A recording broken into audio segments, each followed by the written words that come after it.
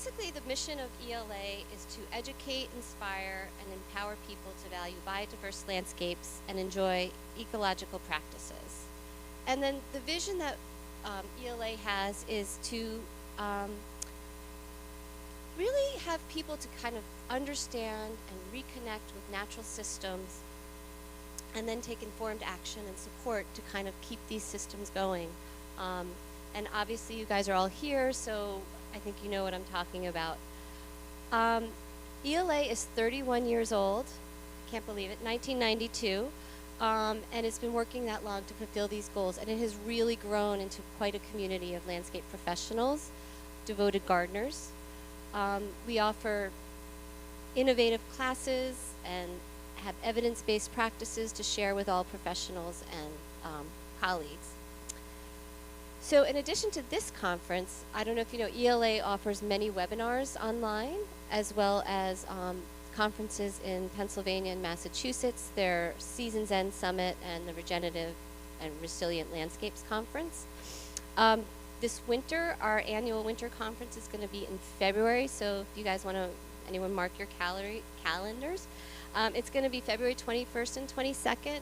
Those are going to be virtual days, and on the 23rd there will be an in-person component. So just keep your eye out for more information about that. The other thing I want to say about Ecological Landscape Alliance is we want your involvement. So please, everybody is welcome to help out, whether it's joining a committee, submitting an online article,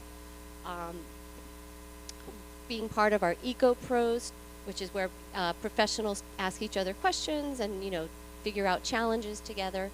So if you're interested, please either talk to me, or there's Peggy and Sue, Susan, who checked in. Any questions, you can always ask them throughout the day. Oh, I guess I have to do this too. So CEUs, few housekeeping items. For those of you who are doing CEUs, there is a sign-in sheet, so just please be sure to do that. And then also, we really appreciate it if you take a moment to fill out an evaluation, and you will get a link to those. So it's really important to help us keep growing and understanding and putting on programs that you guys want, because this is what we're here for. And let me see what else. Oh, I also want to say thank you, BBG. This is such a beautiful place. Really happy to be here. And also to our sponsors, we have Perfect Earth here, as well as Sunset Farmstead. So they've got a couple tables back there, so please feel free to, you know, take a look, check them out. So for today, we're going to have, I'll just kind of quickly run through the agenda so everybody has an idea of what's going to happen today. So first, we're going to have Jen Beaugrand speak from Bronx's Blooming. And then that's it in just a few minutes. And then afterwards, Heather McCargo from Wild Seed Project will be speaking. And then about 10:25, we'll have a little bit of a break. And then Ian Caton from Wood Thrush Nursery is going to be talking to us about sorry. And then we're going to have lunch. Lunch is going to probably start around 11:45, but we do ask that you come back here promptly at 1 o'clock. So this is a great opportunity to visit the gardens. It's a beautiful day. Check out the native plant garden, in addition to all the others. And then we're going to have Taro and Jessica speak from Westchester County Parks. We'll have a 10-minute break around 2 o'clock, and then Uli Lorma will be our final speaker. And then we're going to have a little bit of an open Q&A for our speakers and our guests all of you guys to ask any questions you might want. Okay, so here, I'm going to introduce Jen. Jen is a wonderful human being, a good friend of mine. She's the founder and executive director of Bronx's Blooming. Have anybody you heard of Bronx's Blooming? Great. Well, you're definitely going to learn some more. She has, since 2005, she started Bronx's Blooming. It's a nonprofit dedicated to environmental stewardship, youth leadership, and also community engagement and community building. Jen has done incredible work really getting this organization off the ground, and I'm just in awe of what she's done. Because I think something like Bronx's Blooming, really having that community engagement and effect, you're building the next generation of horticulturalists, people who are engaged in nature, and also community advocates, right in their backyard. So, Jen, I'm so happy you're here, and thank you.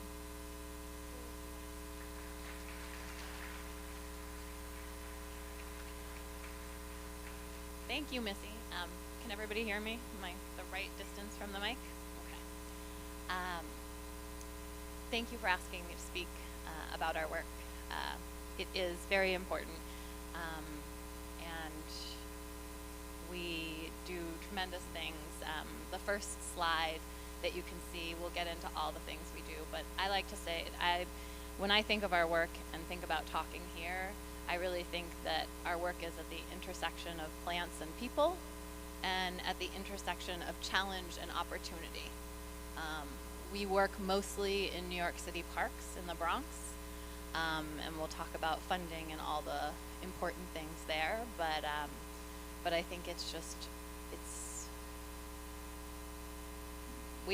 I started work in the Bronx in 2005 and found community there, and then from that, started the Bronx is Blooming in 2011. So we've been in operation for 12, 13 years now.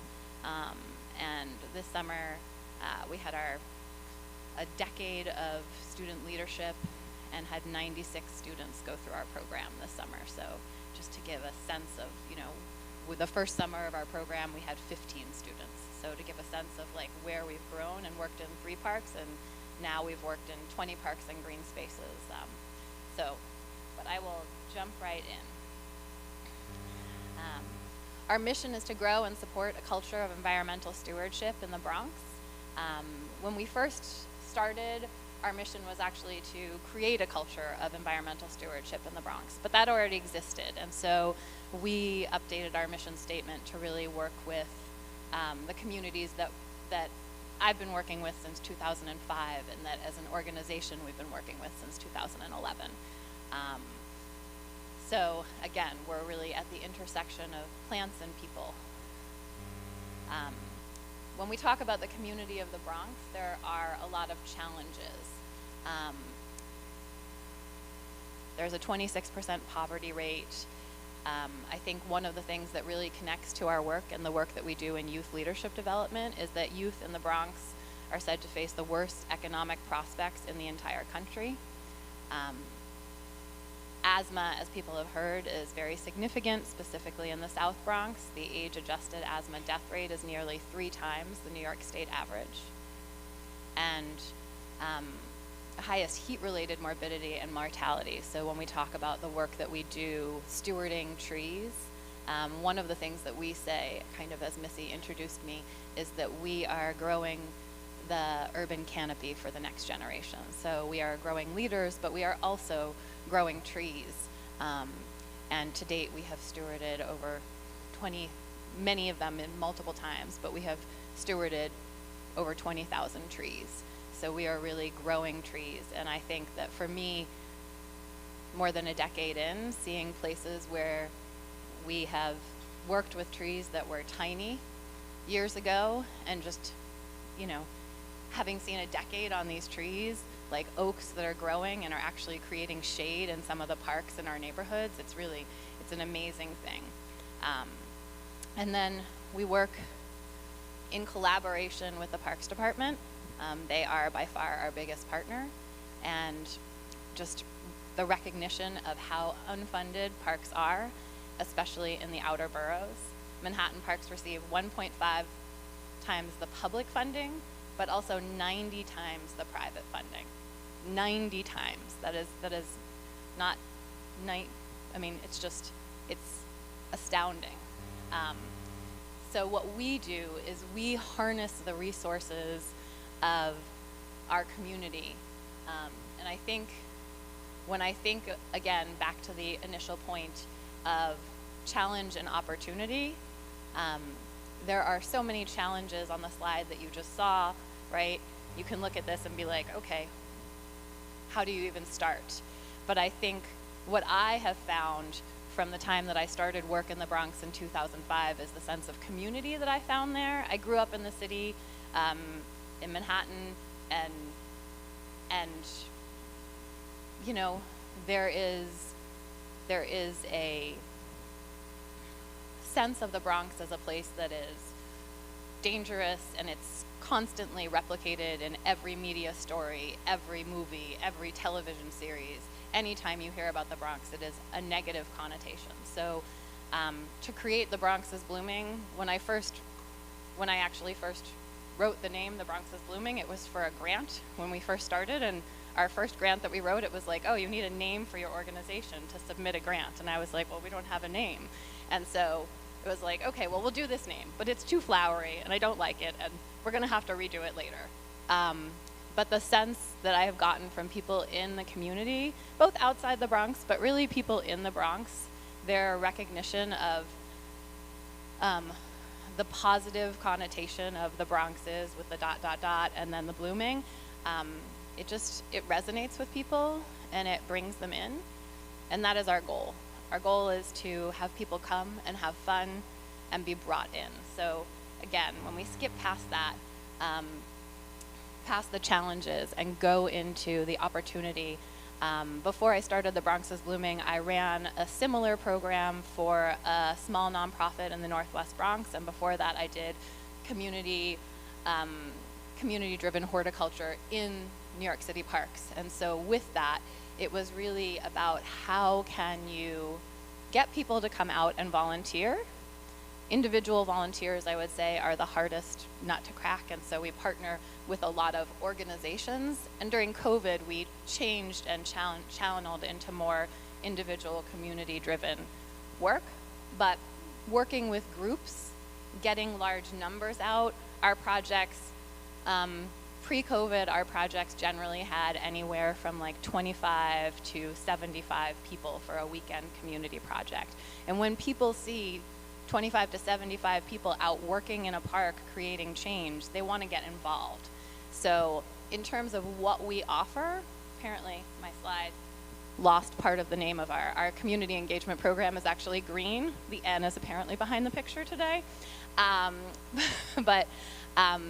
We offer the hands-on environmental education stewardship workshops, but really what we do is we have weekly events at our parks. There are weekday events, we have Crotona Fridays, we have Saturdays on the Sound, we have partnerships with local Friends of groups. I think one of the hardest things for Friends of groups really is sometimes, and for parks, is the working together, because a lot of times Friends of groups think they're bringing 20 people and bring 5 people, right? And then some Friends of groups think they're bringing 5 people and bring 30 people. And I think it's challenging for tools and supplies to get to spaces, and so that's one of the places where we bridge the gap, is we work with those groups. We bring other groups of volunteers that are our core volunteers from community organizations and local colleges and schools, and we bring everybody together around this environmental stewardship of their community. So if you guys know people and have people who are interested, these are things that we do. We also do company service days. We do a tremendous amount of company service days, which help build the leadership in our students, which we're going to get into here. So our focus really is community building, environmental stewardship, and youth development. And our youth development program started in 2013. As I said, we had 15 students at 3 parks, and this past year we had 96 students and 10 staff at 9 parks. We had 2 groups in one of our parks this summer, but we also serve other parks and small pocket areas with those big groups that are at larger parks. And so for our PLACE program, it's our program for leaders advancing their community's environment. And it started off as a summer program, and the summer component worked with the Summer Youth Employment Program through the Department of Youth and Community Development. So we're leveraging the funding that the city provides for youth workforce development and we're providing a train the trainer model where we teach Bronx college age mentors in the month of June, and they each get assigned a group of 5 to 10 students and to work at one park or green space through the 6 weeks of our leadership program with summer youth employment. And with that, what happens is they're caring for the plants and they become the owners of the space that they have in their park, right? So they're caring for the beds, they're the people stewarding the trees.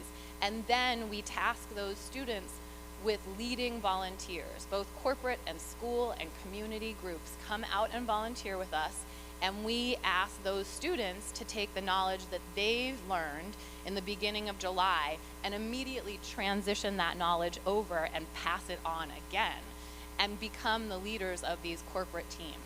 And really what that means is that we are flipping the mentor structure that you usually see in under-resourced communities.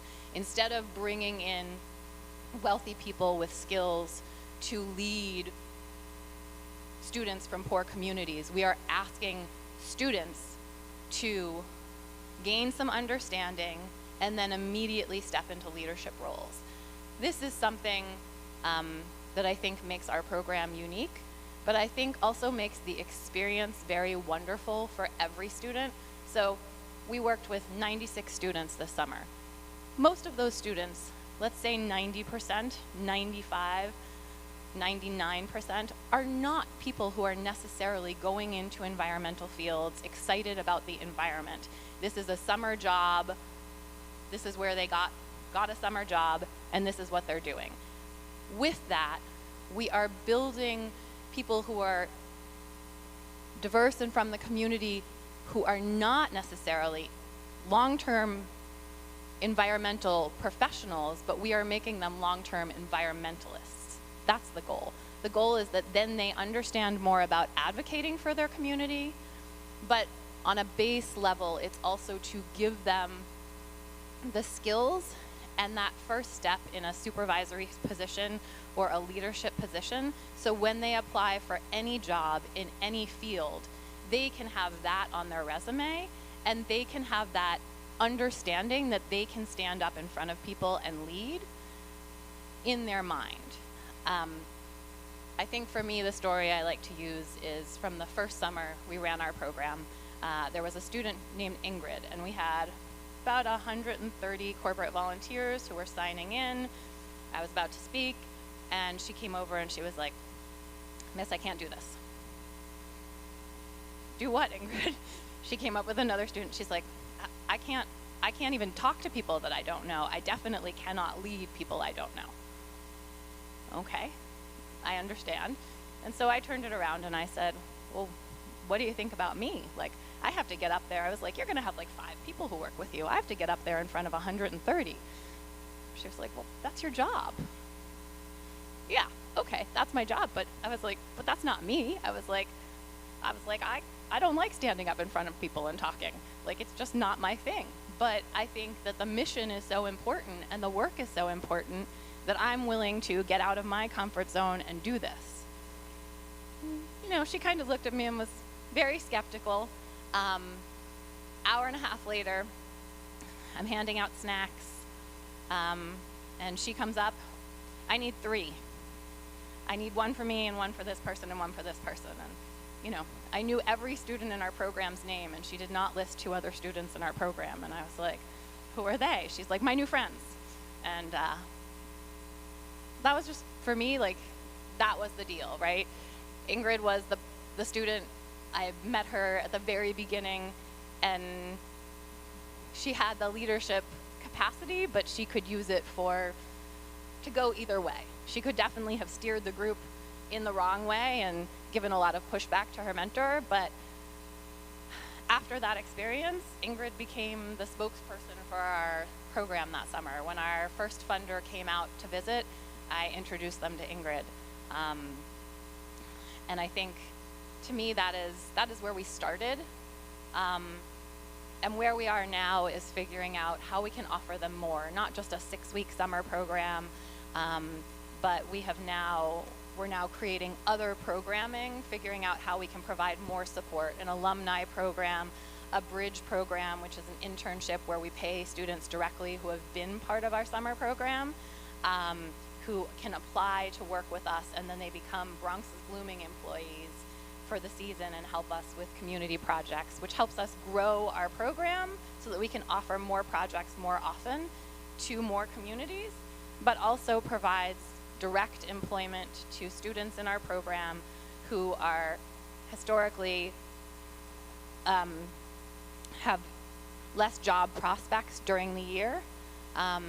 And there is no summer youth employment program. There's something in the winter, but in the spring and fall, there are no options for employment through that program. And so it is one of the only spaces where some of the students in our program have that option. So that's just a little bit about what we do.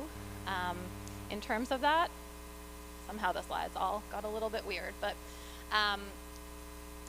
and in terms of our restoration approach and what we actually do, when we started, a lot of our restoration was around tree stewardship, invasive species removal. It took a long time at the beginning to get to a level where we could even plant.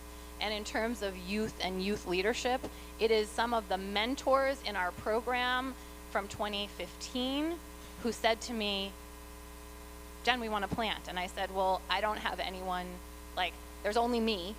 I'm only part-time. So I started this in 2011 with a bunch of partners, but really it was driven by me, and I became the first full-time staff in 2017 in the fall. And we've since grown. We now have 3 full-time staff. We just got an amazing award, a federal award, and we're going to grow again over the next couple of years. So it's very exciting. But in terms of where we began, it was really stewardship, and then we moved into planting because of the youth support and the dedication of the community that we work in. And with that, we focus on planting native species, creating pollinator gardens, and now we've gotten through a starting partnership with the Arbor Day Foundation, and now significant funding through urban and community forestry. We do a lot of tree planting and tree giveaways, which is, as part of growing the urban canopy for the next generation, it's pretty exciting that we are now planting the urban canopy for the next generation. So I think we've talked about many of these things, the air and water pollution and urban heat island effect, and just visible changes that we're making. Again, I think the words of our students really do it for me in understanding what they gain out of this. So 96.4% this summer, this is for this summer alone, enjoyed their time with us, which that's a really big deal for 96 students who are not necessarily interested in the environment and are tasked with really repetitive tasks of moving mulch with heavy wheelbarrows day in, day out, pulling weeds, hauling hoses. It's, as many of you who are in the environmental profession, it is not for the faint of heart, and it's a lot of work.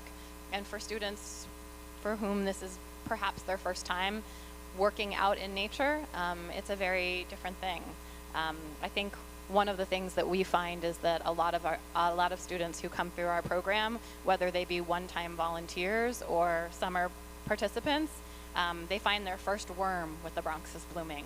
And watching high school students find their first worm is a pretty it's a pretty exciting thing every time it happens, and pretty much all our youth programs, it usually happens. There's always the scream of somebody's got a worm and is holding it in front of somebody else, and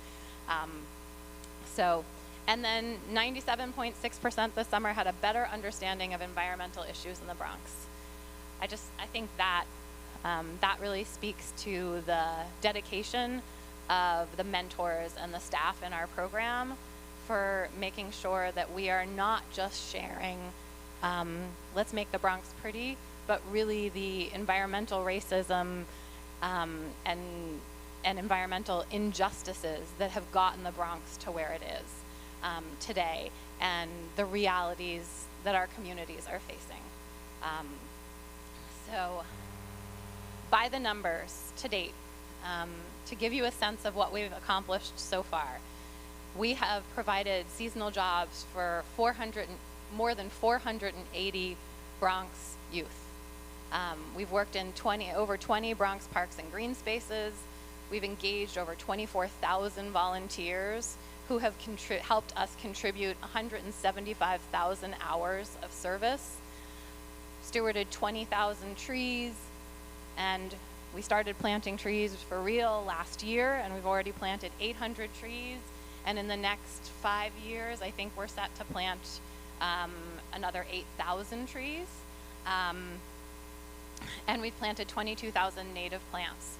And we have planted and maintained both planting areas, so tree areas, and garden beds. We have about 35 of them right now in about 10 parks in the Bronx, just to give a sense of like the breadth of our work.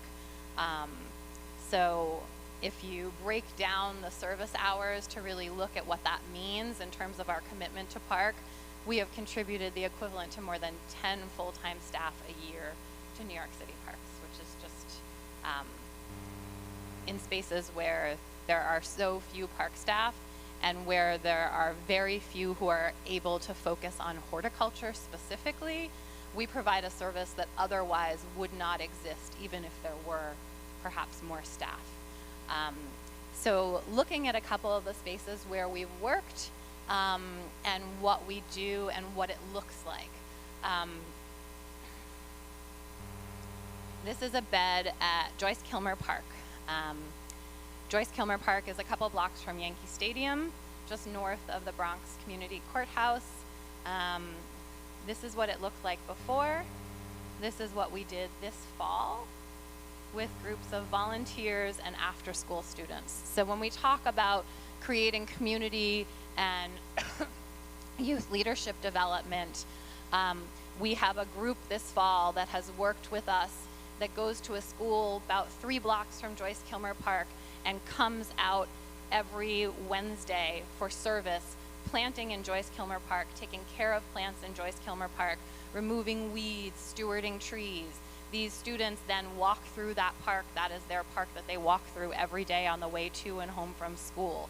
So it's creating that connection within the community and also just finding resources to get plants in the ground. So that is an example. And I think when I also talk about these, I think about the piece where at the beginning, going back to kind of taking challenges and making them opportunities. This is a space we worked with parks. We talked to them about this space before we did anything. We looked at it with them and said, this is what you guys have here now. It's some shrubs that have overgrown. The plants that Capitol at some point planted have died. And so they said, you know, keep the big U at the back, take everything else out and go for it and see what you can do. And so we took everything else out and we made an engaging bed, and people, this is a very heavily trafficked park. People were walking through as we were planting, just like, you know, the wows that you get from people and this is so nice and lovely. And for that to go to the students in the after school program who go to school down the block, that kind of engagement is just something that sticks with you and lasts. This is another bed. I couldn't find the slide I have for where the U's are covered with bindweed. The whole ground is covered with a combination of like nutsedge and bindweed. But this is after we prepped it, and then this is what it turned into. This is what it turned into, and I will say, like, I should show another slide of challenges that we're having now, because just because you plant it and make it beautiful doesn't mean that it stays for us either. And the real challenges of working in city parks, they're very real. One of our horticulturists, who may not be listening now, she came up to me and she's like, Jen, we have a groundhog in Joyce Kilmer Park. And I was like, no. I was like, we don't have a groundhog. She's like, no, you don't understand. They're giant holes. It's totally a groundhog in Joyce Kilmer Park. She lives in Westchester. She would think groundhog because that's what you would think. And I said, I've never seen a groundhog. I've lived across the street from this park for a very long time. Like, I don't think it's a groundhog, it's rats. And so one of the challenges that we're having in our beds here is rats.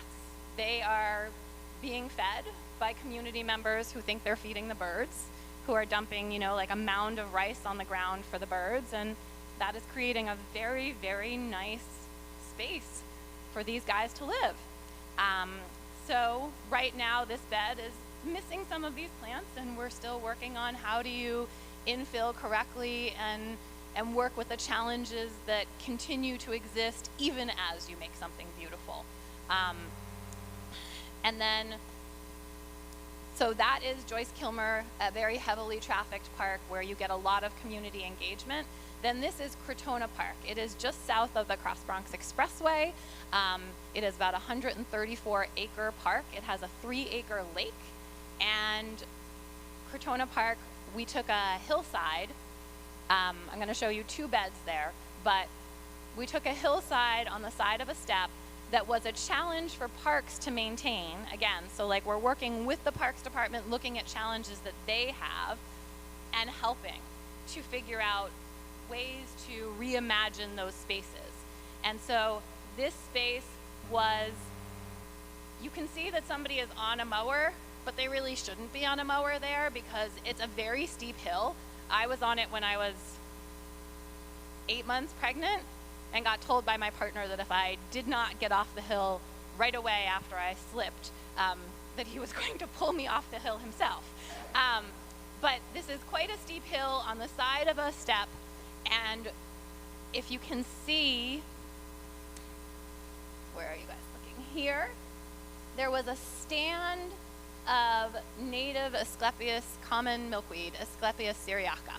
So there was a stand of Asclepias syriaca, and then there was mugwort, vines, other invasives, and what we did, and we had and with this we had a challenge of one of our other parks was going under a $30 million capital improvement. So the beds in this other park were going to be demolished. We needed to find a place to move the plants from this other park, and we wanted to help tackle a challenging situation. Like, we were thinking about where do we put those plants, and in partnership with parks, we found this space where we could take a challenge, and this was in 2020, so this is when park staff was low, park usage was high, trash was insane, and there definitely wasn't time to be sending people onto this hillside to weed whack. So it was, how do we rethink this space and also help this stand of native milkweed? And so what we did, you can see here, these are 2 park staff on the left, right, on the right, on my right, I don't know where you guys have them. Anyway, they're 2 park staff who helped us with this, and then that's 2 of our staff at the time. We worked with our community groups. We did a removal of all the plants from St. Mary's Park. We found spaces for them on this hillside, and then we infilled with thousands of native plugs. So this is what it looked like when we started, and then this is, I think, the next year after it filled in. So while it doesn't look curated specifically, if you get in, this is kind of the plan of what we did. We came up with a design plan based on plants we had and plants we wanted to source. And I always find the design plans that I sit down and create at home very fun, because then you have to actually go see what's available, and it blows up your plan completely. So I'm more of a, I almost like to just work with what I know I can get from the growers before coming up with a great plan that doesn't come through. But we wanted to create something where we had smaller things along the stairwell edge, except for the existing Asclepias syriaca, which we didn't want to move, and smaller things down at the bottom here, which is kind of a low ledge. So we wanted smaller and then kind of growing up in height as you kind of went in and back. And let's see. And so I think this gives you a slight idea of closer up of some of the plants in action, but we have things like Vernonia in there. Helenium autumnal kind of created a waterfall down the middle, which was unbelievable. If you all don't know, I know when I come to these conferences, the thing that I want more of that I never get enough of is like, what are the individual plants you like? I want to know like good plants to use, and I didn't get to put enough slides on here of that, but I would love to talk to anyone who wants to know about plants that we've tried and that we love. One, I have to say, is the one with the 2 monarch butterflies. That is Liatris scariosa, which is actually the Liatris, most people have spicata, we use spicata, but the one that is really the northeast, like kind of corridor native is the Liatris scariosa.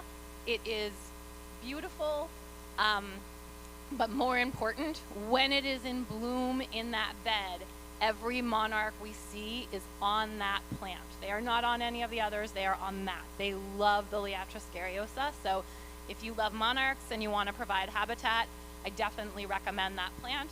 Obviously, like any plant, it is only in bloom at one time of year, so when we plan this, we try to provide plants for all seasons. These are a lot of more larger plants and meadow plants, which we don't get to plant in a lot of our other spaces, which was really fun and exciting. And just seeing what you can do from plugs and how quickly they grew in. Fall of 2020, spring of 2021, we put a ton of plugs in, and this slide that you saw here, I mean, that is first season. Maybe it's second season, but the first season one looks pretty much exactly the same, and by the edges, I would imagine that's probably first season. So just the recognition of like how quickly, I learned that actually from Missy. She did a project at a school so many years ago, and she said, and she showed me pictures, and she said she did it all from plugs, and we had been using bigger pots, and I have really transitioned to a lot of plugs, and then also to trying to find people who are growing these plugs that are, like, I used a certain plug growers that I had been using for years.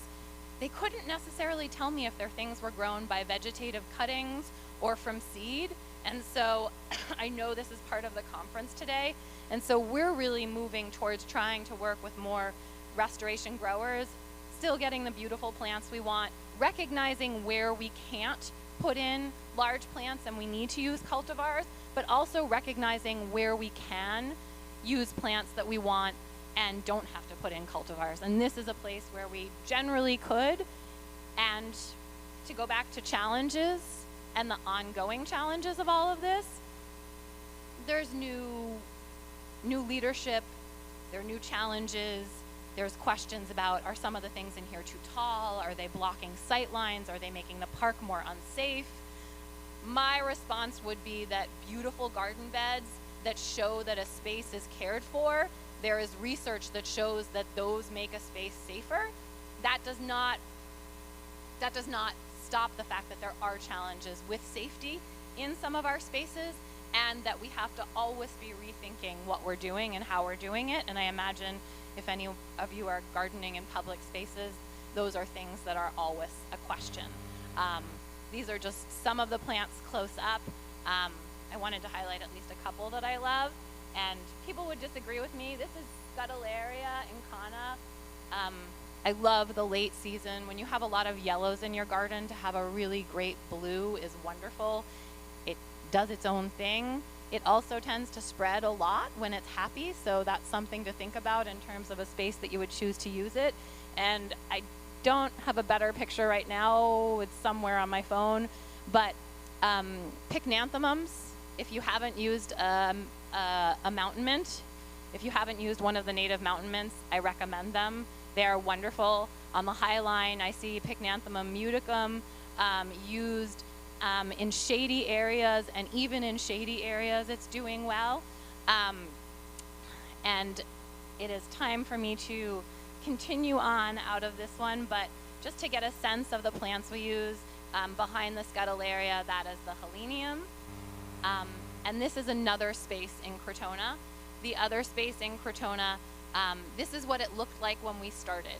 It was some cotoneaster and liriope from a capital project and a bunch of things that had kind of moved in, and this is all that was left. And we took that and we went in, and this was all with plugs. This was actually a number of years before the pollinator bed, but this was a trial that we did with volunteers and students. We put in plugs, lots and lots of plugs. It's Tiarella, Phlox divaricata. There are a bunch of different ferns in there, including Christmas ferns. There's the celandine poppy, Stylophorum diphyllum, for yellow in the spring. It's a mostly spring bed, but we have the pollinator bed, just down the pathway. And there's a ton of heuchera in there. And what I love is that it does its own thing. We haven't had water in that site for the last number of years, and it just goes. And it goes and it goes, and we don't touch it. We do a little tweaking to make sure there are no weeds every year, but that's like once or twice a year, not really more than that. And then the last thing that I'm gonna mention quickly is the urban tree canopy restoration that we are doing now and that we've kind of honed in on. So we've taken a site, 2 sites at Soundview Park, and I'm gonna give you a sense of the scope of one of these sites quickly. So this is a field of mugwort that is dotted with ailanthus trees, some stands of Japanese knotweed, a couple other things. But this is where we are working now, and this is the project that we are now tackling. And I know I have no idea what time it is, so I'm totally over time. But with this, I think the first time I went to this site was in late winter, so it didn't look like this. And I was like, oh, we can totally work at Soundview. This is gonna be great. And then when I went back in May, I was like, this is a bad idea. I told our horticulturist at the time, I was like, we should just pull out right now. I was like, what are we gonna do? There's a giant field, like fields and fields, like baseball fields by far of mugwort with other invasives. Like, where are we gonna start? And so we started very small, doing Save Our Trees, Save Our Native Tree Days, where we took some stands of amelanchier and stuff there and started with that. But now we've gotten these grants, and I'm sorry, this is not a great picture, but if you can see in the background, that's the mugwort. It's been removed in this whole section, and inside of this section, we've planted all these native trees and shrubs. And so over the next number of years, we are going back, we're gonna come across this field, and we're going to fill in with a native forest. So this is where we're going, and it's really exciting, and this is who we're going there with. These are the Bridge students this year, so these are students from our PLACE program this summer who worked with us this fall, and hopefully will work with us again next spring. But that's our goal, is to continue employing students in our community, giving them education, and helping them on their career pathway, whether it be environmental or anything else, but with just a sense of a love for the environment that they can take with them, so that they can advocate for the real needs of their parks. Because part of the problem with the way our city has set things up is that because of the private funding that works in a lot of parks in wealthy areas, the people with the finances and the power to advocate and make a difference in parks throughout the city don't have to anymore, because their parks are already cared for. So they don't have to engage their voice to have a nice park to go to. So we need to create new people to have a voice, to engage and get people. Thank you. Sorry.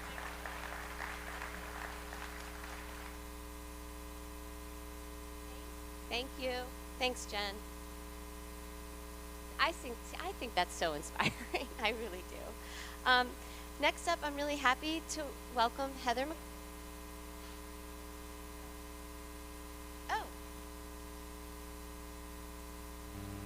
Oh, did I do the wrong? Are you seeing it? Oh, there we go. No, yeah, Heather, come. I'm just going to introduce you.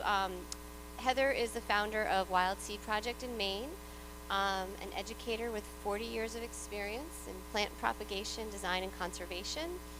She was the head propagator at the Native Plant Trust Garden in the Woods in the 90s. Worked in landscape architecture planning firms specializing in ecological design, and has been a contributor to research projects with USAID. Yeah, the USAID, the National Gardening Association, Maine DOT, and Maine Organic Farmers and Gardeners Association. She's lectured nationally and is widely published in journals and magazines, as well as Wild Seed Project's print and online publications. Heather has a BA in plant ecology from Hampshire College and an MA from the Conway School of Landscape Design.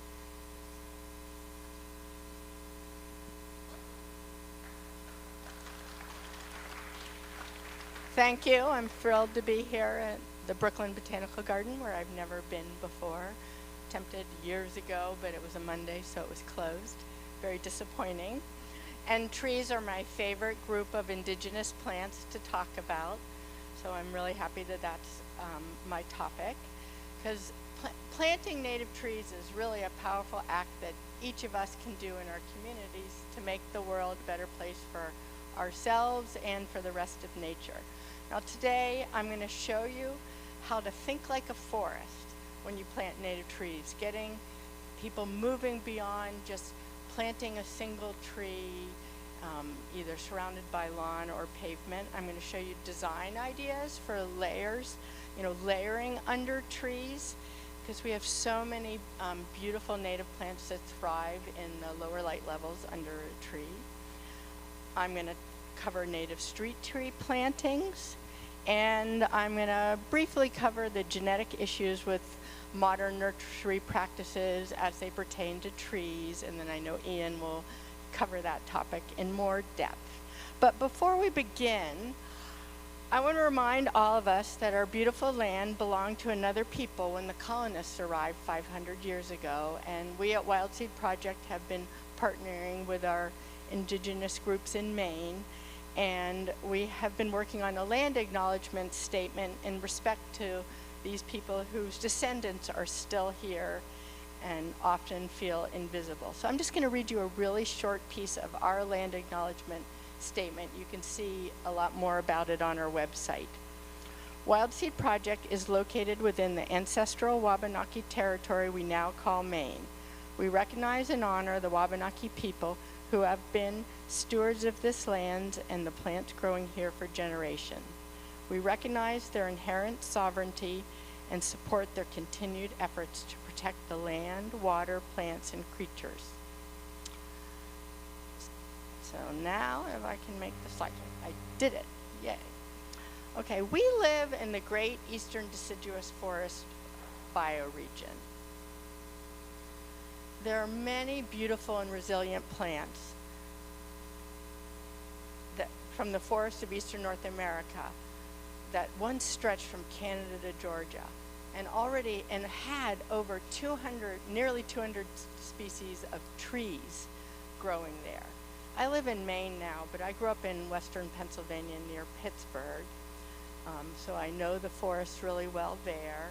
I also did all my university schooling in western Massachusetts. I've lived in many parts of New England for years, and I spent my childhood vacations with my grandparents in the Smoky Mountains of North Carolina. So I know the breadth of our native plants. We have trees for every growing situation, from rich, moist forest soils to acidic soils, dry, sandy, gravelly sites. We've got a lot of species to choose from. And then we've got quite a few that even will thrive in the most challenging urban environments. And with a warming climate, shade cast by trees is going to be really critical on all of our landscapes. And we're going to need a lot more of it in the coming years. The vertical vegetation of trees is very effective at buffering temperature extremes, capturing and storing rainwater, storing a lot of carbon both in the trunks and also in the wood below, the root system below ground. And then native trees, they have such a large biomass with all their woody year-round parts that they support a really wide variety of birds, pollinating insects, and other insects, and so many creatures in the canopy and all the way into the soil below. Along with the nature that trees support, they're really vital for the physical well-being of the future generation. This is a picture from Geneva, Switzerland, right in the city, in a city park. And this great big plane tree just turned into a urban jungle gym. And, you know, rural people, rural children, you know, need that nature too. In the understory, I know this was the childhood I had, up in a tree or down playing on the ground. I was also able to give it to my son, 20-something son and daughter, because they had a Maine childhood. But they have found it is not the experience of their peers. You know, they have missed out. And this is critical that we as adults, you know, make sure this happens for the next generation. And then, of course, it's really critical to support existing trees and forests. In September, I attended the Eastern Old Growth Forest Conference, which was held in New Hampshire. The last one that had been held was about 20 years ago, and so it was quite a gathering with all the leading scientists who have been, you know, scouring the forested lands of the whole East Coast, trying to find the remnant trees and forests that were not cut, and they are still finding new places that have been overlooked. It was really quite exciting. There were also a lot of just caring citizens there and other nonprofit, you know, managers there. But to be with a group of people who really value old trees, you know, for their age and size and beauty and the life that they protect, you know, these old trees have witnessed another time. And then, of course, in urban areas, you know, when we do have these big old trees, you know, getting regular people to appreciate them, you know, that they are also a critical resource. There's no such thing as a tree that is over mature or overgrown. You know, the trees don't get too old, and of course, in an urban environment, you are going to have to, the trees are going to take more care so that branches don't fall on people with pruning and things. But these older trees have huge value. And one of the scientists, Bob Leverett, at this Eastern Old Growth Forest Conference, produced this great graphic that I asked him, could I use in my talks? And he said, yes, please do. And he and a lot of other scientists there, Mark Anderson from the Nature Conservancy, I've included a link to his work on my handout, have really been trying to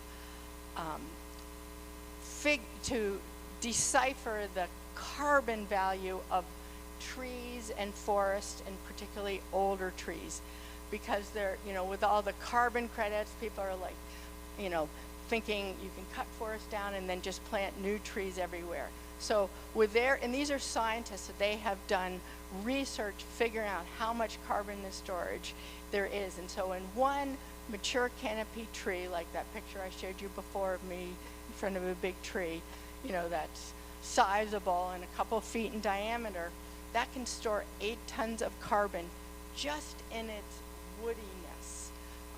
That's not even counting the carbon that it shoots into the ground every year. And compare that to with younger canopy trees, so in our younger forests, but still where they're maybe 12 inches in diameter, it takes 35. A typical street tree, you know, with 6-inch diameter trunk, it will take 151 to make up for that one mature canopy tree. And then new large landscape trees, because the shock of transplanting them is so big, you know, it takes a long time for their value to catch up to existing trees and forests. So all of us really need to get political about protecting trees and forests as well as planting new trees.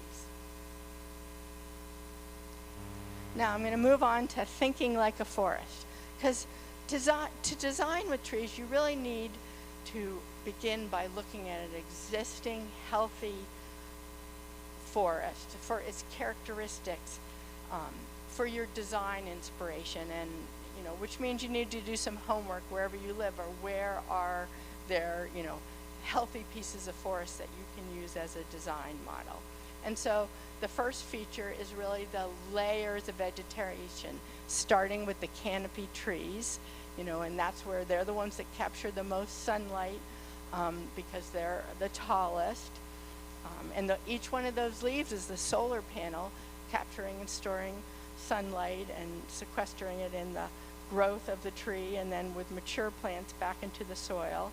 And in the northeast, our canopy usually is anywhere from a couple different species to maybe a dozen. It might be an oak hickory forest or mixed maple, birch, basswood, depending where you are. So you can figure that out from your state natural areas information, or there's lots of resources online. Then you look in the mid-story. What's made up in the mid-story?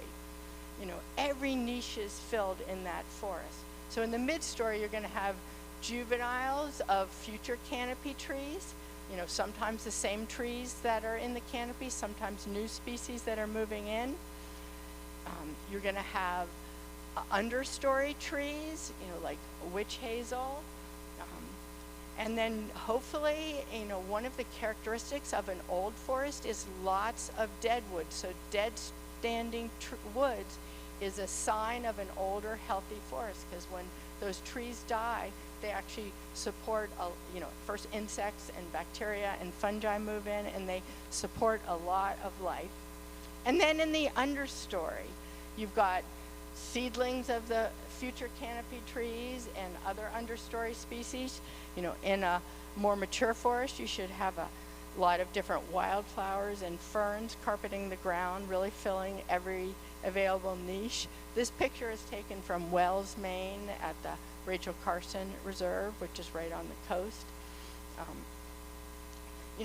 It's the ground layer of the forest is where there's the most, in a healthy forest, the most diversity of plant species. And then, of course, all the other creatures in the leaf litter and soil a lot more. But, a lot of our forests are regrown agricultural land, and so they don't have this diverse layer in the understory. You might just see the canopy trees and not quite so much diversity. Now, the next thing I like to have people do is to look at how nutrients are recycled in nature, because this is what we want to mimic in our human landscapes. So, what happens every fall? All these, huge amount of deciduous leaves fall down to the forest floor. Branches, twigs, all the animals that are up in the canopy, whether they're insects or birds or small mammals, they, some of them die and fall down under the leaf litter. Little mammals actually often decay right under there. Bigger animals get eaten by scavengers.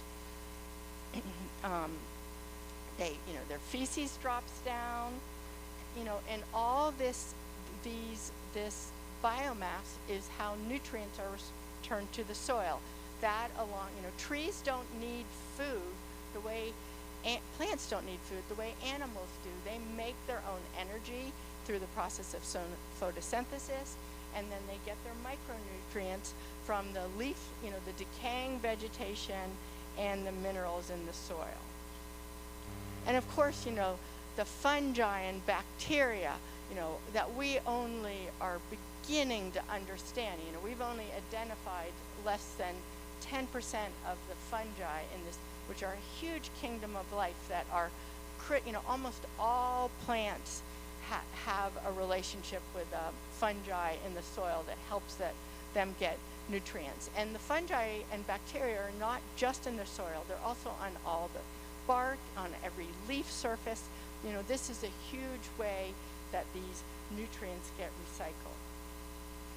So how do you mimic this in a more cared for landscape like your garden or a park? Well, the first most critical thing is leaving the leaves anywhere on the ground where there is earth. You know, of course you can rake it off your paths or driveway, but anywhere there's earth, leaving the leaves. That's critical. You know, so many of our pollinating insects and birds, you know, either overwinter, and little animals and salamanders and frogs need that leaf litter to overwinter. The leaf litter also, you know, insulates the soil from temperature extremes. So when you rake it all away in the fall, even if there's a little bit of bark mulch that you put down, you're still, it's not like a down blanket the way the leaf litter is. And then of course when there's heavy downpours, the leaf litters helps capture a lot of that precipitation in a way that the bare rake ground certainly doesn't. So how do you mimic this in your garden along with leaving the leaves? You know, also all the prunings and brush, keeping all of that on site. And so, you know, if you don't have, you know, this is somebody who actually made a hedgerow in their property border of their prunings. Remember, we prune for us. The plants, the trees, they don't actually need us to prune it. We do it for aesthetic reasons, you know, to make it look, you know, might bring out the shape of a tree, or because the tree's near a building and you don't want it to fall on you. But, you know, trees are self-pruning, so the pruning is all about us. So you don't have to do anything, but you can if you want to make it look more intentional. But there are lots of other clever ways to do it in a smaller landscape where you can, you know, cut the prunings and do, you know, clever ways of incorporating them into the landscape. I know for myself in my yard, you know, I do a variety of things. Sometimes I just chop the pieces up really small when they're little and let them just decay right where they are.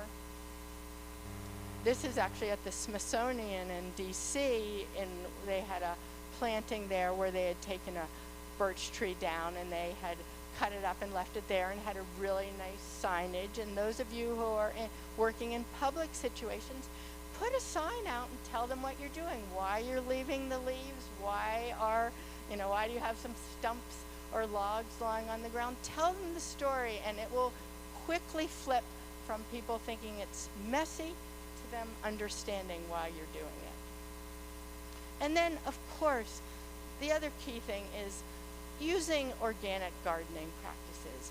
You know, chemical fertilizer and, of course, pesticides and herbicides, these are all toxic to the life of the soil. So, you know, whenever possible, don't use any of that and let your soil be biologically live. Now, the next piece I want you to think about with thinking like a forest is the nature of light in a woodland environment. So in the deciduous forest in eastern North America, you know, a lot of the herbaceous plants on the forest floor, what are called the woodland wildflowers or spring ephemerals, they all come up before the leaves have leafed out in the spring. Many of them bloom, and some of them even do their whole life cycle and start to disappear by the time the leaves come out. So that's how they capture and get their sunlight right then. Other species do some quick photosynthesizing in the spring before the leaves come out, and then they're tolerant of the shade all summer, like the later blooming wildflowers that I'll show you a few pictures of later from the woods, and also ferns, of course. You know, when you've got more conifers in the woods, and this is a woodland which is sort of oak with also a lot of pine, hemlock, and spruce, there, you know, those conifers have a whole different set of mycorrhizal fungi that they are reliant on to get nutrients out of the soil. And so they really change the nature of the soil, and they, you know, because they're evergreen, most of them, they don't let as much light down, so there's a different group of species. There's still plenty of things that grow there. So it's important that you choose plants that like those conditions, but again, we have many of them. And then in urban environments, you know, often the north side of a building, that's a spot where there might be no light, or under the street tree plantings where there's light in the spring and fall and winter, but not in the summer. And these are the situations where everybody thinks hosta or just bark mulch is the only solution. Well, you know, we have hundreds of great understory species, and I'm going to show you in a minute the different resource, how you can figure that out. So lots to choose from. So now, choosing species to plant. So a big part of the work at Wild Seed Project, along with the seeds, has been giving people the resources. So we have a beautiful website with lots of free resources on it, lots of blogs where written about, you know, lots of species lists and how to plant under the shade of trees, how to plant canopy trees, small flowering trees, house strip planting, ground covers, how to find nursery plants, so lots of free resources. But a few years ago, we pivoted our annual publication from a magazine style, and I have some examples of them here today, to these guides. And the first one we did was a guide to native trees, and it was because I felt as a ecologist and horticulturalist, have lots of great, big, expensive books on trees and native trees and how to plant them, but I wanted something more accessible for other people, and so we've done 3 guides: native trees, native shrubs, and ground covers. And I'm just going to walk you through a few pages of them so you can see what we did to get this information easily available to people. So on each page, so the tree guide, we covered 30 species from the northeast, so they range down to this area, sort of the mid-Atlantic, all the way up to New England. And we divided it up into small trees, medium-sized trees, and large trees, because my experience with design is that's how people think when they look to plant. They want a big tree or a little tree. Then we talk about their native range and habitat. We give their growing conditions, because some plants might be a wetland plant, but they're also really adaptable to dry upland sites or urban conditions. So we give that information, the range of growing conditions from the moisture, light, flowering, fruiting, seed ripening. That was as a propagator, that to me was really important to talk about, not just when they flower, but when the seeds descend, and I'll talk a little bit about this more at the end. What wildlife they support and which ones are the keystone species. You know, that's the term to the species that support the most biodiversity. So here, and then like for instance with some of the small understory trees like witch hazel and serviceberry, which those can also be quite shrub-like, especially when they're grown out in full sun in the nursery. But these are excellent understory trees. Spice bush is another one where if you limb them up, they make outstanding small trees that can thrive in complete shade. With the shrub guide, a really important thing that I wanted to have in it was the growth habit of the plant. So for instance, high bush blueberry, you know, is very vase-shaped and doesn't, you know, where it comes out of the ground is very small, and then the branches arch out, versus something like purple flowering raspberry, which spreads from its root system to make a big colony or a patch. So that's one area where people new to native plants can, you know, either love or hate a plant because of, you know, it might grow quickly, and if they had known that that was the nature of it, they could use it properly in the landscape. And then with our ground cover guide, same thing, covered all, you know, some of the key insects they support, all the growing conditions. So all this information, like I said, we have it both on our website in the form of blogs and different planting lists. I also made a planting list on your handout of a bunch of great native trees that I recommend, but these are all some of the resources that Wild Seed Project has produced, because we want you to choose the right native plants so that trees to plant so that you'll love them and know them. So now I'm going to move on to some design. Check the time. And getting people to move beyond planting trees as isolated individuals. So this is a Nyssa Tupelo, and you know, take a native oak, which supports over 500 species of other insects, birds, critters, but when you plant our trees just in a lawn or in paving, they can't support the life cycle of a lot of the other life they support. So helping people understand how to plant in a different way. And so what's key to that, is moving beyond planting isolated individuals, planting layers of vegetation, multiples of each species whenever possible, both to support more diversity, but also to support healthy cross-pollination of those plants. Obviously in a smaller yard, you might not be able to have multiple species of trees, but with all the other layers, don't just plant one of each thing. And a healthy mixture of species. And again, our resources at Wild Seed Project have been to help does it, time of year it blooms, so that you can have, for nectar, you can have things flowering throughout the season, and the seed ripenings.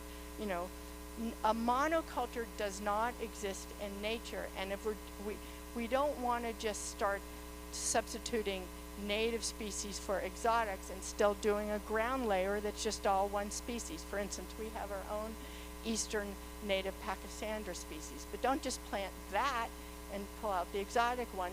Plant it with a ground cover, plant at least several different species, and let it be a tapestry that weaves together. So now I'm going to just walk you through a couple of the little designs I did. And I decided I'd start with one for an existing oak tree, because again, this is, oaks are some of the trees that everyone should include in every landscape because of their huge biodiversity magnet. But if it's just sitting in a lawn, it's not going to be able to do half of its job. So what I've shown here, and I just, it can be any layout and shape. Again, the plants don't mind. You like things in a line. The plants don't mind being lined up in a row. What they care about is that there's a diversity of species growing there. So I'm using an example of an existing oak. If it's a 50-year-old oak, you might not have to yet think about the future generation. If it's a very old oak tree, I might include some young, very young oak trees to help for the next generation of the oak there. But I included couple of the native dogwood. Where I live in Maine, the alternate leaf or pagoda dogwood really thrives. The large black dogwood also reaches into southern Maine, and that would probably be a better choice down here. And I'm on a campaign to bring back that native dogwood with, scouring the forest for the ones that have survived the blight that came in on the Japanese dogwood, and bringing it back. I've planted a lot in my yard. And then Amelanker is a great biodiversity understory tree too. Maybe some witch hazel on the north shady side. Then lower down, my experience in Portland with the parks is they won't let you have any shrubs they'll only let you have big shrubs that you can limb up like trees. They won't let you have low shrubs because they're scared of bad guys lying in the shrubs. So that's a battle I've taken. But some of the native shrubs like Dyervilla, the yellow bush honeysuckle, you can actually prune down to the ground every couple of years, so you can put them in the urban areas and then just keep them from getting too tall. And then on the ground layer, this is the part that I get most upset about, because so many people seem to think, oh no, it's shady, what can I plant? And so that has been a big focus. My expertise is the propagation of the woodland wildflowers. And so every landscape should include some of the woodland asters. So in this picture, the upper left is the zigzag goldenrod, upper right is heart-leafed or blue wood aster. Lower right is blue stem goldenrod. Lower left is white wood aster. I have a whole blog on our website with some more species. But I think these are, the asters and goldenrod are the top Lepidoptera, the butterfly and moth family host plants of our herbaceous species. So they need to be in every planting. And these ones all behave nicely. Sometimes when people do native plantings, they add too much like nutrients to the soil. It might be organic like compost, but our native plants don't need all that. So if you're finding any of these aggressive, that means you've given them too much compost. Then of course, there's lots of other great woodland wildflowers. Here's a few that are particularly easy to propagate and grow, and of course there's many others that are more slow growing. But we've got lots to choose from, and again, you can find out all the names, the species list on the Wild Seed Project website or in our publications. Okay, the next design issue that I'm very concerned about is where the edge of the existing forest meets human landscapes. In this case, I've shown you a picture of, a new house where they cut right into the woods. It's lawn surrounding the house and not a native plant in sight. And then they've exposed that edge of the woods to sunlight, which is, how all the invasives get in there. So finding ways to seal off that edge of the woods with native trees. So, to make a buffer. It could also be along a road cut. And depending on which way that cut is will depend, do you choose woodland edge species that like full shade or part shade or full sun? But I always like to include some faster growing trees like aspens and birches, and then also plenty of, who will seal off that edge quickly, and then it could be shad and redbud. Lots of different choices, again, just depending on the situation. And then you can do a shrub layer down lower, and then, of course, the herbaceous layer. And again, depending if it's on the edge of your garden where you're going to make, use more, slow-growing plants that stay put, or do you need big plants that are going to seal that edge off quickly, in which case I created another handout on the Wild Seed Project website called Invasives to Natives, which was a listing of all the more aggressive native shrubs and herbaceous plants that are great for, for popping in those areas that you need to fill in quickly. This is my yard. I live right in Portland, right in the city. I have a pretty big backyard. It's about 40 feet wide by 60 feet long. The house and the garden is right behind where I'm standing in this picture. And this was all lawn when I moved in, except for there's a beautiful old red maple on the right. There was a big mature Norway maple, which I cut down. There's still a Norway maple. You can see its leaves in the upper left-hand corner that's right over my border. And when I first moved there, I planted a lot of woody trees and shrubs. I made a hedgerow along the border of the property, and I turned the middle section to a native meadow. And about 4 years ago, I decided people aren't appreciating native trees enough and are so confused about what to plant in the shade that I was beyond my meadow, and I was going to turn it into a microforest. So I have about 75 species of native trees and shrubs planted back there, and there's not one of any of those. They're all planted as, I either propagated them or got them from other, native nurseries, or in Maine we have Fedco, which is nice bare root young things. And if people are people here familiar with the term the Miyake Forest movement? Yes. Has one been done in New York? Does anyone know? No. There's a couple been done in the Boston area, but that's where you plant saplings, young plant saplings of native trees and shrubs really closely together, and it will quickly grow into a forest. It was started by Miyake, a Japanese man. It's been done all over the world.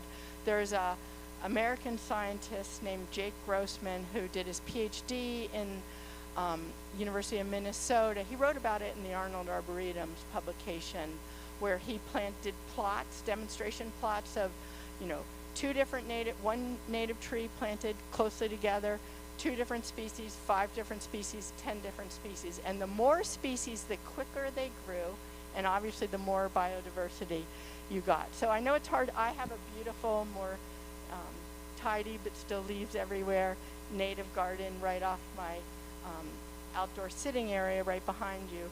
This I'm now is still very much in the juvenile stage. The trees are about 8 to 10 feet tall. As soon as the canopy fills in, then I'll start working on the understory.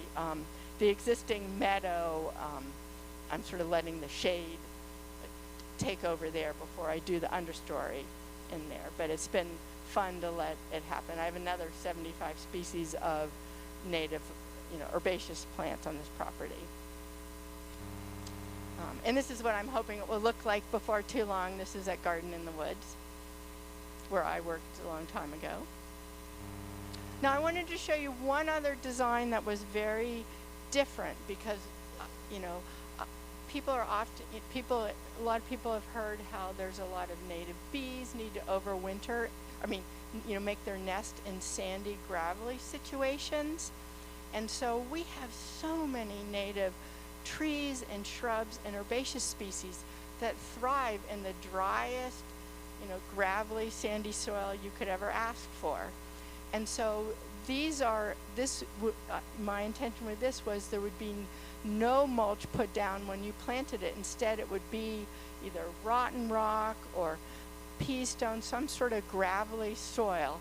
And so, in this one, beach plum really thrives in the hottest, driest environment. So does New Jersey tea. I chose some gray birch as a quick-growing, small, short-lived tree. And what I would actually do would be put some acorns around where the gray birches are of either post oak or some slower growing oak tree. It could be bur oak, it could be scarlet oak, to eventually, because gray birch are not long lived, and it's a great way to, get that oak tree started quickly. And then there's, some of my favorite native herbaceous plants just thrive, they don't even want to grow in a bed. They want to grow in the gravelly mulch. So I've listed some of them here, and again, they're in our guides and on the different writings on the websites. But sundial lupin, pussy toes, flaxleaf, stiff aster, gray goldenrod, butterfly milkweed, birdfoot violet, partridge pea, showy aster. There's so many that would thrive in this situation. So again, the more the situation I have found with these dry gravelly sites is, even with you putting no mulch down, over time organic matter builds up. And it's almost like sometimes you have to remove it a little bit. But, to host the native bees, we don't always have to just have a pile of sand somewhere. We can make some beds. And this would also be particularly handy planting situation in very urban situations. And here's just a couple of close-ups of some of my favorites for these situations. Now, site preparation for planting under native trees. I really prefer to plant young, woody plants. I love bare root plants. If they're pot grown, you've got to get them small because you don't want the roots circling around in the pots. And this was a little urban planting we did a couple years ago in Portland in a very neglected urban park. So we were not allowed to have anywhere where bad guys could hang out. So we just did some amelanchier and redbud trees that we got bare root, and some of them were 2 feet tall. The tallest one was about 3 feet tall. We did the planting with volunteers. We did it on May 1st, and we would have liked to have, if we'd prepared the site the fall before, we would have done the whole planting, but because it was a city park, we didn't get permission till March. So instead, I'm very fond of the smothering method of getting rid of grass. It's also great for when you're planting under existing trees. We bought those big rolls of heavy brown paper. You can also use cardboard, and then we put bark mulch on top, and we planted just the bare root trees with a stake, and we made a beautiful sign telling people what we were doing. Over the winter, we had sown the seeds of the ground covers, which was going to be Canada anemone and large leaf wood aster and white wood aster. We wanted it nothing that got too tall, and a few black-eyed coneflowers in there. So because we had just put them, the trees could be planted right through the paper and mulch, but we were growing the plugs over the summer basically, and then we came back in the end of September and did the planting. So aside from having to water these 6 trees, which it was a dry summer, so we were thankful that we hadn't done the herbaceous planting and waited till the fall to do that. It was very easy to care for, and now our only job is limbing the trees up so that they, you can see underneath, so the city won't complain. Now, street trees, the last area I want to talk about. Our city should really be tree towns because shade is so critical, and I was really happy to hear about you focusing on that, Jen, and your work here, because it's not impressive when you walk around any of our cities, the lack of street trees. And we have so many native plants, trees that do well in the city.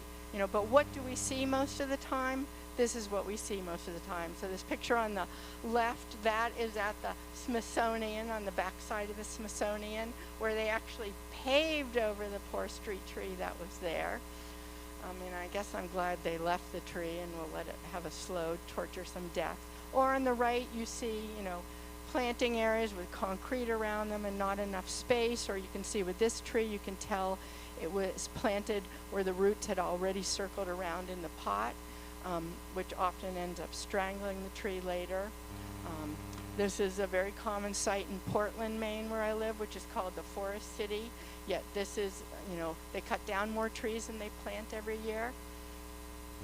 And this is what we should see. And this is not something radical. This is happening around the world. My son lives in Spain, and he's always sending, he has a degree in urban planning, and he's always sending me pictures of all the urban greening that's going on there. This picture's in Paris. But this is doable, and we have to do it if we're going to be able to survive the hot climate and the air quality. So I just wanted to give you a few examples how you could tackle a situation. So here's, a parking lot that did have, at least plants a couple trees in the bed, but it could really use a ground layer. So you could either do all shrubs like bush honeysuckle, bayberry, aronia, sweet fern, Virginia rose. All of those shrubs you can cut back to the ground every couple years. So if they get damaged by a snow plow or they're getting too tall, you can just cut them back down to the ground in the spring. And being woody, they will do a lot more screening. They'll be a really tough barrier and provide more habitat year-round. But again, if you didn't want it to either be any shrubs or all shrubs, some of the species I showed you in that last dry planting would also work in this situation. This is in Cambridge, and they've got this new long skinny design in the brick paving for the tree well versus square, which I really like because this is not quite 2 feet wide and about 10 feet long, so it's giving the tree more space than it would with a little 2-foot square, or if it's a square hole, then people step on the soil. And I've done this in my health strip in Portland, where I just pulled up the brick that's a honey locust tree, and I planted Canada anemone, large leaf wood aster, and zigzag goldenrod. And I do have a little wire wickets around it. I found that's a really effective way to keep people from stepping on it, and then also keep the dogs just peeing on the side instead of jumping in it. And believe me, I don't do anything with this. When I first planted it, it was sandy underneath it from the bricks, but the bricks were laid 50 years ago. So I just added the leaf mold to it, and that was all I did, and it has thrived. Now, the last thing I want to talk about is the genetic diversity issues in our native trees available from nurseries. And this is, these are red maple trees, and it's a cultivar. I don't know which one this is, but it's the upright columnar, you know, one of the ones that the branches go very vertically. And you look in a nursery catalog for all these columnar columnar trees. They're, you know, they say great for street trees because they won't grow out and hit the building, they won't hit the car. Well, anyone who's ever taken a tree pruning class, the first thing you learn is that when you have a narrow crotch on the tree from the branch, that is weak because there's not much tissue, and so those branches tend to break off. So as you can see, half the branches are dead, especially with the heavy wet snow we get or ice. Half of them are dead, you know, and you know, this is a native tree. Most of the street trees planted in Portland are not native, so I'm happy that it's a native tree, but it's all a cultivar, and these are all a clone, so there's hundreds of these planted around the city. And so to me, the issue with cultivars is if they're clones, they're containing the genetics of just one individual. And let me show you what, you know, here is a native seed-grown maple tree that's about, I'm guessing it's about 120 years old because the neighborhood it's in, that's how old those houses are, and it's a couple feet in diameter, and the first branches are about, I don't know, 8 feet up. You could limb them up higher. You know, nurseries could be doing a better job of growing trees, forestry trees, where they're not big trees. They're, you know, still a narrow caliber, but they're limbed up high. But, you know, in nature, you know, trees, how they send their descendants into the future is through sexual reproduction. Flowers are all about, that's what flowers are for, the plant's means of reproduction. And, you know, because plants can't move, the pollen, which is the male part of the flower, has to get to another flower on a different plant. And so with our trees, lots of our native trees are wind pollinated. Some are insect pollinated, like basswood, serviceberry, dogwood, the ones that have more white or colorful flowers. If they're green flowers, they're probably wind pollinated. That's how the pollen get mixed, and this mixing of the genes results in genetically, you know, hopefully produces seed and results in genetically diverse offspring. And if any of you are from a family of where you have one or more siblings, you know, even with the same parents, you know, what that, you know, sexual reproduction results in genetic diversity and how different you can become. So with a native tree, you know, a tree like an oak tree can produce millions of seeds in its lifetime. And each one of those acorns is going to be a genetically unique individual. And some of them are going to love the new, hotter, warmer, polluted environment we're passing on to it. Others are going to love the increasing rain. Some might prefer drought. Some might be more tolerant of pollution. My point is genetic diversity is all life's way of passing descendants off into the future and gaming who's going to make the next best generation. And this is what our native trees are going to need to survive into the future. And our modern nursery practices are not supporting this. You know, here's an example of another, this is a native red maple, but it's a clone, and this is Rhus aromatica, low grow, which of course is a great plant, but you know what? The straight species grown from seed of Rhus aromatica is also a great plant, and you can also cut it back down to the ground. So there's so much of this now planted, and it's only one gene all throughout the areas it's used. Now, I wouldn't recommend anybody ripping this up until we've solved all our other problems and planted everything in sight. But there's no, you know, the pollen, you know, these trees are not supporting genetic diversity.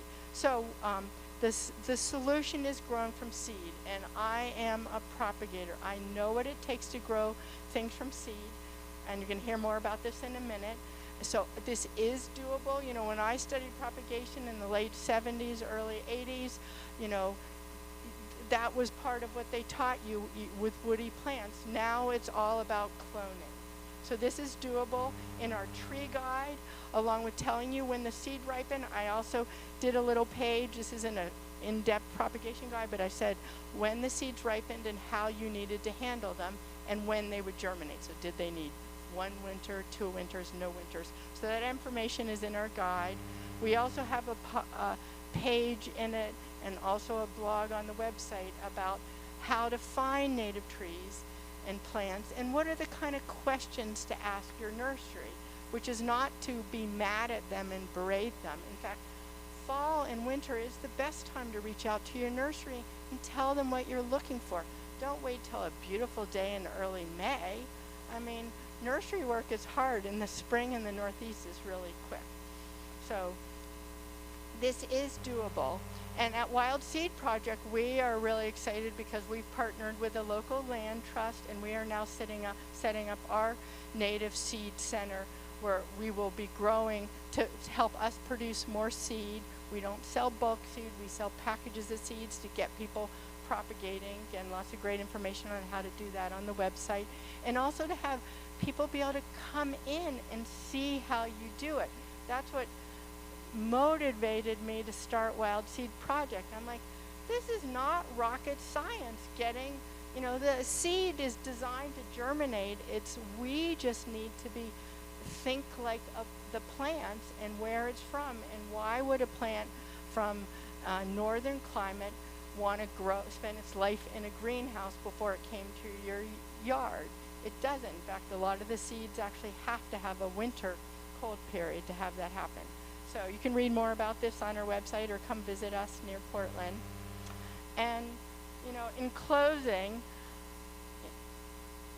I'd really like to see a different trajectory for the future than the one we have, which means we all gotta be more active than we've been, both politically, you know, fighting for our parks and tree plantings, and also, you know, taking action ourselves. Don't be afraid to learn to propagate and sow some native seeds, especially if you work at an organization that it can't afford to buy the plants. Do it yourself. It's not hard with many species.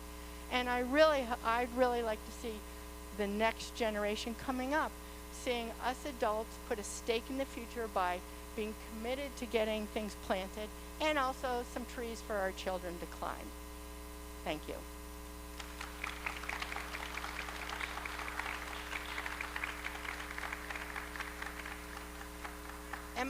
Am I supposed to do the questions at the end, or do you want me to? I mean, we have a few minutes. Yeah, anyone have any questions?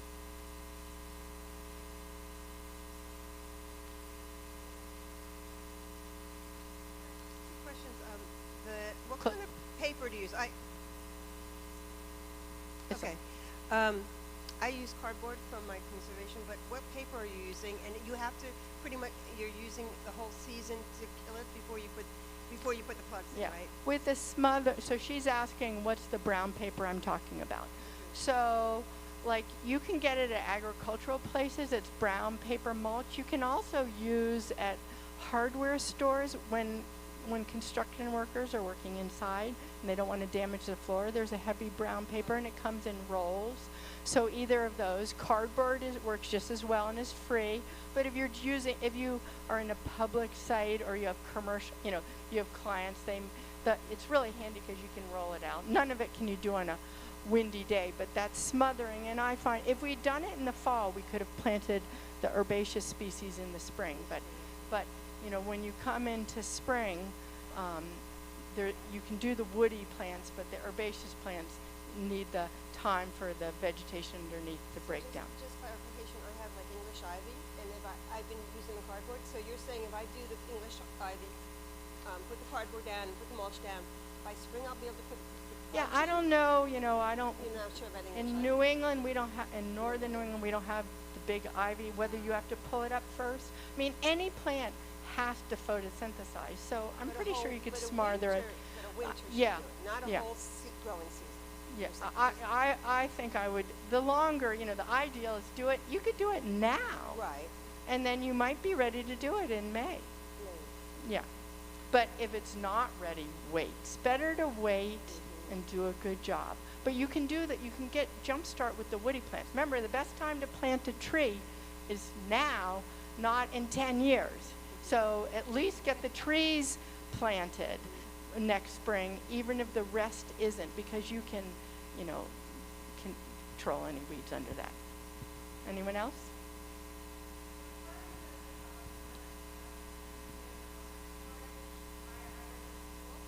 And the school has been blowing the leaves from the lawn, so there's about 3 to 4 feet of leaves, and we're not sure whether we should try to mulch them or whether we should remove them. How much is too much? Mm-hmm. So it means you don't have enough beds. Like, you need to expand your beds so that your site can capture all those leaves. So yeah, I wouldn't put, well, are you trying to smother what's there? We've gotten rid of a lot of mugwort because we have a lot of students who are love pulling it out. But now we're under trees, beautiful oak trees, and there's just this much. Yeah, so leaf. that would be too much initially. It wouldn't be too much to plant. Maybe you just plant the understory tree and shrub layer next, and then it might not be too much. But you can. One of the other things about that cardboard or paper mulch method is you can expand the bed every year by just, let's say you've got the existing bed prepared or even planted, you can, expand it every year by just doing the outer edge. So I'd say if you have too many leaves, where are other places that you can start preparing to plant more native trees, shrubs, and perennials, and you could use the extra leaves for that. Shredding, the problem with shredding, while it does look nice, and with certain clients it might be the only way you're going to be able to get them to keep it, but it's going to shred up the butterfly and moth all the critters in there. So you could mulch half of them and leave the other half there.